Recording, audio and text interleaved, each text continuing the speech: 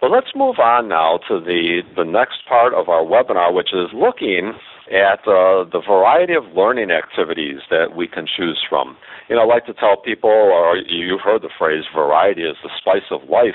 Well, I think that variety is also the spice of catechesis, and the longer you teach, the more options for activities, the more variety of activities you're going to come up with, and to really keep the young people interested. So let's take a look at some activities that work really well for intermediate age kids, because if all you plan on doing is opening up the book and having the kids read for the entire period and maybe just asking a couple of questions, your students are probably going to end up looking like this young guy here.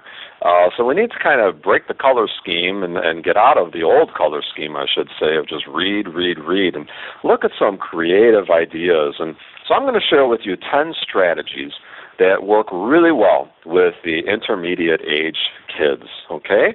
So you're ready? Let's get into these and take them one at a time, starting with those kids up at the top, reading those books there. The first thing is that intermediate-age kids, they're really avid readers, and so you want to take advantage of their interest in reading and bring in lots of different reading materials. I think that I know of some catechists who will bring in books about the lives of the saints, and they'll bring in books about Bible stories and so on, and they put them on the table, and they will share from time to time some time in their classroom where they invite the young people to do some independent reading, and they'll give them 10 or 15 minutes to browse a book and then to share about it. So think about doing something like that. Next, you see over there on the right side, we have some kids in the church in front of the statue of Mary.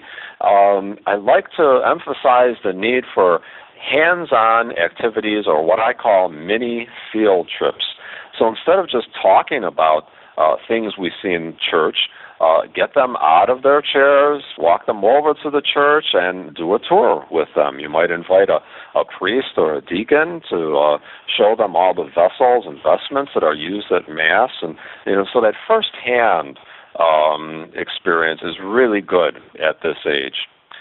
In the middle of the class there, you see a teacher who is playing a game with the students, and she's using technology to do so. She's actually playing a Jeopardy game, and there are programs that you can use. You can find these online in which you can put together your own Jeopardy game and put it up on a big screen or on a TV. We're doing intermediate age kids a disservice if we don't incorporate technology and audio visuals. This is how they learn. Some of you mentioned how tech-savvy they are. They are the digital generation, so let's take advantage of that. And, you don't have to become a techno geek to be a catechist, but, consider playing CDs or showing a DVD, showing a video, showing a clip from YouTube, playing a song from iTunes, and so on. And then finally, the picture on the far left, you have two young people who are standing in front of a diorama. Someone mentioned that when you were sending in your suggestions. Intermediate age kids really love making dioramas. It's an artistic way of expressing their knowledge of Scripture, of a Scripture event, or an event in the life of a saint.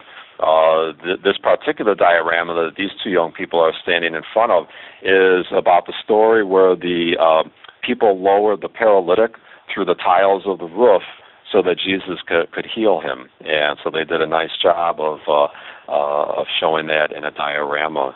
So a diorama is a type of craft, and I also wanted to mention lots of different types of craft activities that you can bring in at this age to engage kids, not childish, they're age appropriate.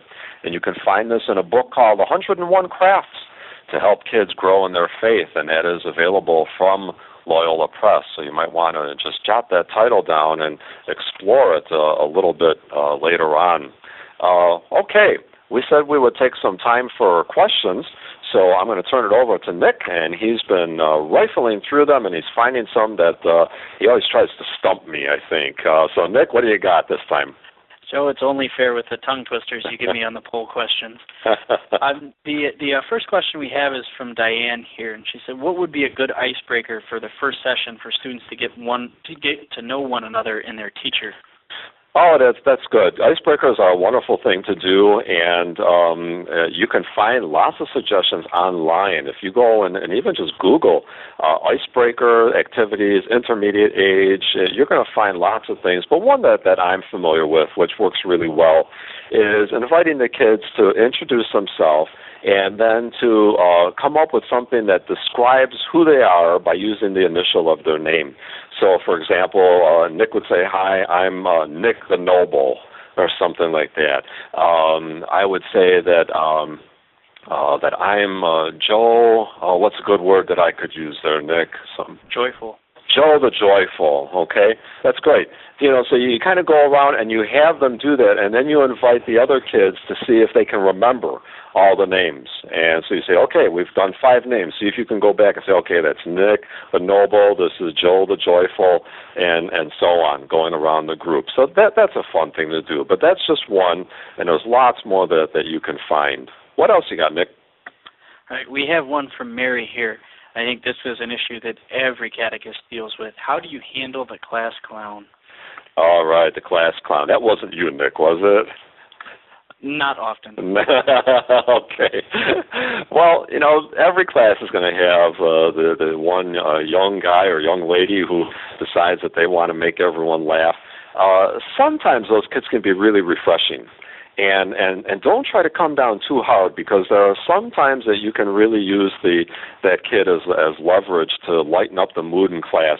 But it's important to let that student know when he or she has gone over the line. So instead of clamping down on them and telling them to never act up the way they are, just be able to tell them once in a while, okay, you know what? That doesn't fit for what we're doing right now. We got to draw the line, and I think you just went over the line.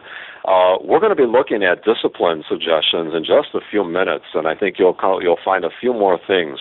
So I think it's important to let the class clown know where the limit is, and then to tell them firmly when they've crossed that line. One more, Nick?